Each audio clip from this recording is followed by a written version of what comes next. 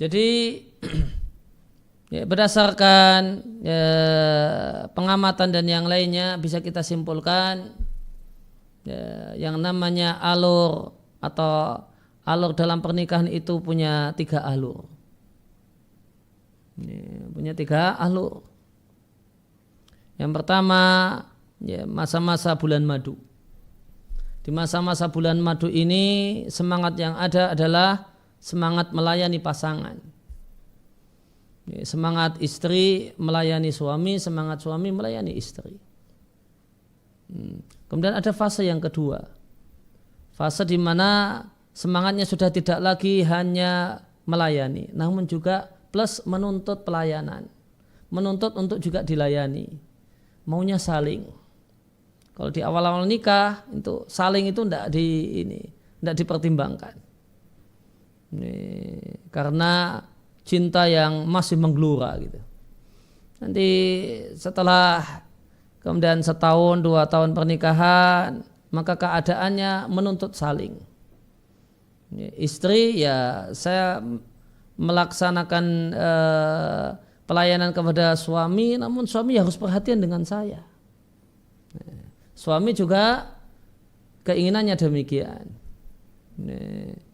Mbak dia memberikan perhatian pada suami istrinya dengan ini dan itu, dan dia ingin istrinya juga ada timbal balik. Kalau tidak ada timbal balik maka ini bikin loyo, bikin lemas, bikin tidak semangat gitu.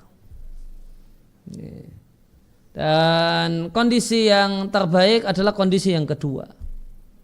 Dan ketika anak itu semakin banyak, mengalami kondisi yang ketiga, kondisi mandiri. Apa-apa dilakukan sendiri. Kalau kemarin mau mandi, suami mau mandi, disiapkan bajunya, anduknya oleh istri. Sekarang istri sudah masa bodoh gitu ya. Fase yang ketiga, suami ya mau mandi ya mandiri, betul-betul mandiri. Mau teh hangat ya bikin sendiri gitu.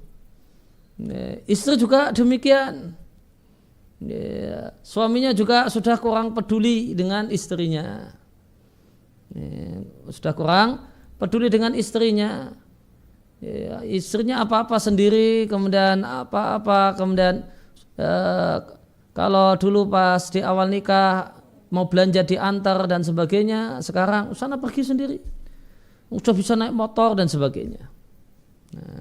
Nah kondisi ketiga ini kalau dibiarkan berlarut-larut itu bahaya. Itu kondisi yang bahaya.